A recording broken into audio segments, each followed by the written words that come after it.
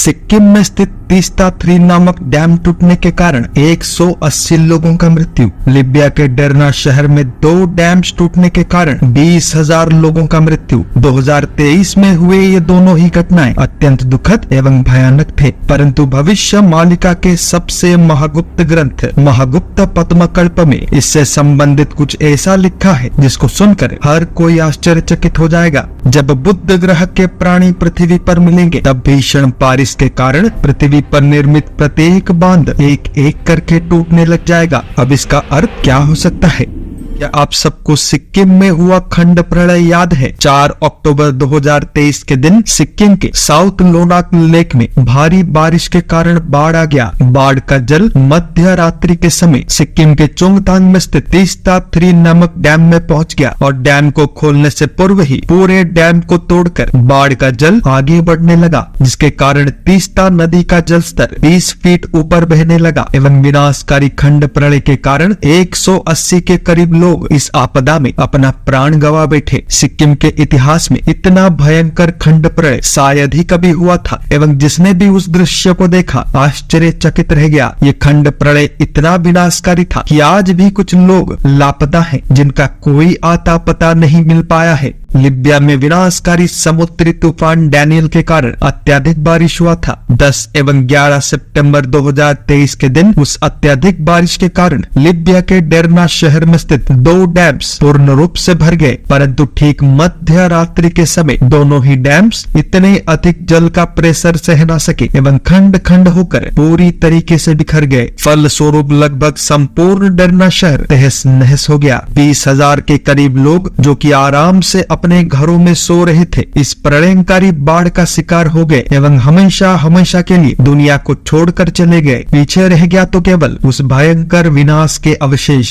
बाढ़ के जल का गति इतना तीव्र था कि अनेकों लोग तो सोए हुए अवस्था में ही बहकर समुद्र में डूब गए। इतिहास में ये घटना दूसरा सबसे जानलेवा तथा विनाशकारी डैम कोलैप्स का घटना था, जिसके कारण एक सभ्यता का अंत हो गया। अब आप सोच रहे होंगे कि ये सब तो घट चुका है, फिर मैं दोबारा इस पर चर्चा क्यों कर रहा हूँ? इसीलिए कर रहा हूँ क्योंकि भविष्य मालिका के सबसे महागुप्त ग्रंथ महागुप्त पद्मकल्प में इससे संबंधित कुछ ऐसा लिखा है जिसको सुनकर हर कोई आश्चर्यचकित हो जाएगा। ध्यान से सुनिएगा। पंच सखाओं ने कहा था कि बुद्ध ग्रहुल्लो को असी एठारे मिलिबे मेघ आज्ञा पाई घोर भरोसा करिबे जेते बंध होई थिब सबु भांगी जीव हीराकुद बंध गोटी उछोड़ी पड़िब।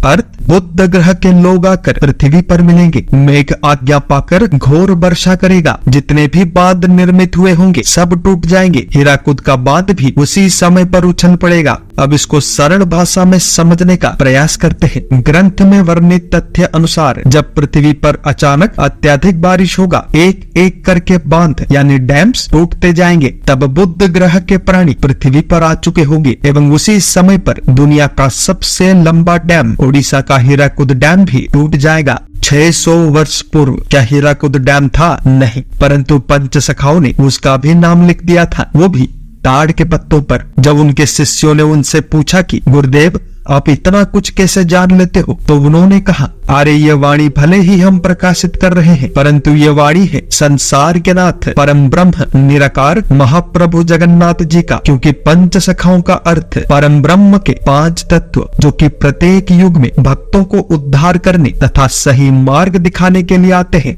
क्या बुध ग्रह यानी मरकरी पर जीवन संभव है? आदि मानव गुफाओं में एवं जमीन के नीचे रहते थे। विश्व के अनेकों देशों में आज भी प्राचीन अंडरग्राउंड सिटीज मौजूद हैं। टर्की का डेरेन कुयू अंडरग्राउंड सिटी, इटली का ओर्बियोटो अंडरग्राउंड सिटी, जॉर्डन का पेट्रा सिटी, ओडिशा का खंडगिरी केव सिस्टम, तमिलनाडु के कुगई मुर्गन मंदिर के नीचे स्थित अंडरग्राउंड केव सिस्टम इत्यादि। पहले सबको लगता था कि बुध ग्रह यानी मरकरी पर कभी भी जीवन संभव नहीं है, क्योंकि सूर्य के निकट होने के कारण मरकरी का सरफेस अत्यधिक गर्म हो जाता है, परंतु जे एलेक्सिस पी रॉड्रिग्स एवं उनके साथी वैज्ञानिकों के द्वारा प्रकाशित रिसर्च पेपर के अनुसार मरकुरी के ऊपर जीवन संभव नहीं है क्योंकि वहाँ का टेम्परेचर अत्यधिक गर्म है, परंतु मरकुरी के सरफेस के नीचे जीवन संभव है क्योंकि वहाँ का टेम्परेचर ठंडा है। केवल इतना ही नहीं, उन्होंने मरकुरी पर पानी होने का प्रमाण भी दे दिया है। इस रिपोर्ट के बाद नासा, जो कि मरकुरी को इनहैबिटेबल प्लेनेट कहता था, आज वही नासा मरकुरी को पॉसिबली हैबिटेबल प्लेनेट कहता है। अब प्रश्न है कि यदि बुध ग्रह यानी मरकुरी से एलियंस पृथ्वी पर आ चुके हैं तो वो है कहाँ और हमें दिखते क्यों नहीं?